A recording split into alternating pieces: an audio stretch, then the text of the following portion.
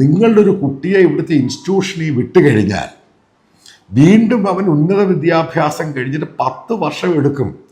ഇന്ത്യയിലെ ഒരു അർബൻ സിറ്റിയിലെ പോലെ ഒരു കുട്ടി എങ്ങനെയാണ് 3 വർഷം 4 വർഷം കഴിയുമ്പോൾ മോൾഡ് ചെയ്ത് ഷേപ്പ് ചെയ്യുന്നത്.